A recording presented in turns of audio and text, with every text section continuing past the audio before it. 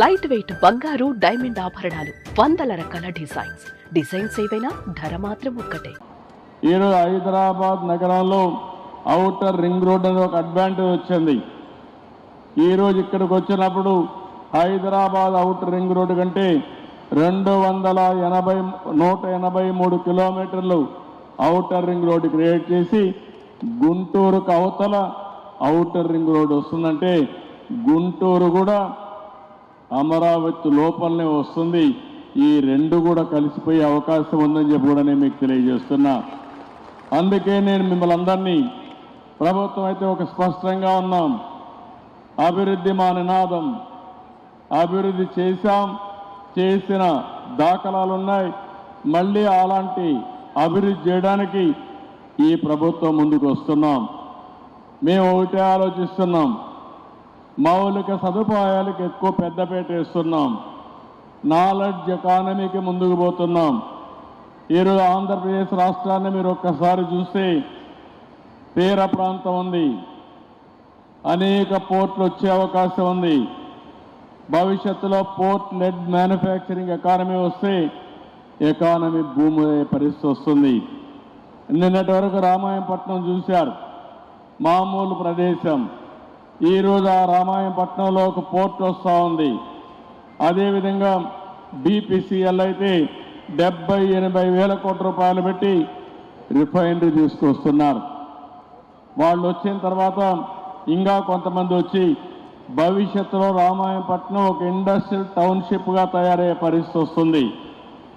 ఎందుకు నేను ఈ మాట చెప్పానంటే ఆంధ్రప్రదేశ్ మొత్తం 1000 కిలోమీటర్లు తీర ప్రాంతం ఉంది.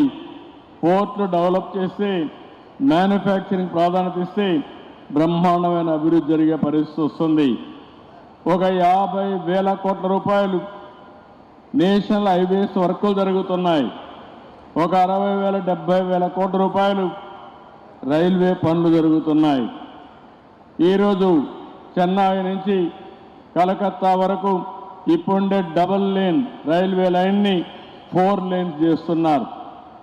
ఇది కానీ జరిగితే లోకల్ ట్రైన్స్ అన్ని వస్తాయి, కనెక్టివిటీ పెరుగుతుంది, లాజిస్టిక్స్ ఇంప్రూవ్ అయ్యే అవకాశం వస్తుంది.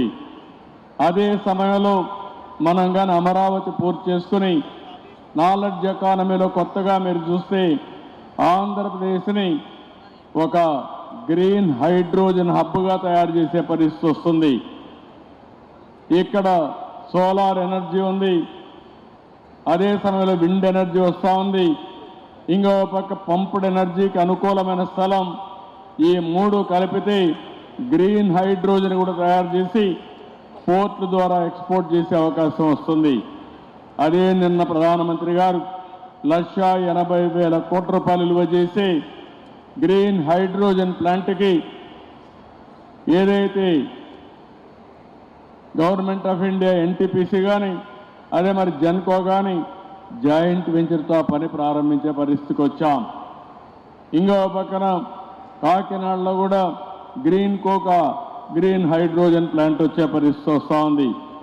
మీరు గుర్తుపెట్టుకోవాలి, రాబోయే 5 సంవత్సరాల్లో 10 లక్షల కోట్ల విలువ చేసే ప్రాజెక్టులు గ్రీన్ ఎనర్జీ కానీ, గ్రీన్ హైడ్రోజన్ కానీ, బయోఫ్యూయల్కి సంబంధించిన ప్రాజెక్టులు ప్రారంభిస్తున్నాం. ఇప్పటికీ రిలయన్స్ అయితే 60,000 కోట్ల రూపాయలు పెట్టుబడి పెట్టి బయోఫ్యూయల్కి ముందుకు వచ్చారు. వివిధ ప్రాంతాల్లో 500 యూనిట్లు పెట్టే పరిస్థితికి వచ్చారు. ఇలాంటి అనేక, ఇంకో పక్క టెక్నాలజీ. నేను ఒకటే చెప్తున్నాను, ఇక్కడుండే మీరందరూ గుర్తుపెట్టుకోవాల్సిన అవసరం ఉంది.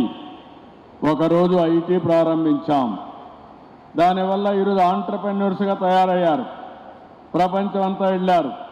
ప్రపంచమంతా వెళ్ళిన వాళ్ళలో గుంటూరు వాళ్ళు ఎక్కువ ఉన్నారంటే గుంటూరులో ఎప్పుడు కూడా అందరికంటే ముందుండే మనస్తత్వం ఈ గుంటూరు జిల్లాలో ఉందని చెప్పి కూడా నేను మీకు తెలియజేస్తున్నా. ఏదున్నా అందిపుచ్చుకుంటారు. ఇక్కడ ఉండే వాళ్ళు ఇక్కడే కాకుండా అమెరికాకు కూడా వెళ్ళి బ్రహ్మాండంగా రాణించే పరిస్థితికి వచ్చారు. ఈరోజు అమెరికాలో మీరు ఒక్కసారి చూస్తే 1995లో ప్రారంభించిన IT ఉద్యమం ఈరోజు అమెరికాలో ఉండే తెలుగు వాళ్ళు అగ్రస్థానం నిలబెట్టే పరిస్థితి వచ్చింది. అమెరికాలో ఉండే అమెరికన్ తలసరి ఆదాయం $60,000 అయితే అమెరికాలో ఉండే తెలుగువాడి ఆదాయం $1,20,000 అంటే అది తెలుగువాడి సత్తా అని చెప్పి కూడా నేను మీకు తెలియజేస్తున్నా. అలాంటి సుమన్ టీవీలో మీ పర్సనల్ అండ్ బిజినెస్ ప్రమోషన్స్ కోసం కింది నెంబర్కి కాంటాక్ట్ చేయండి.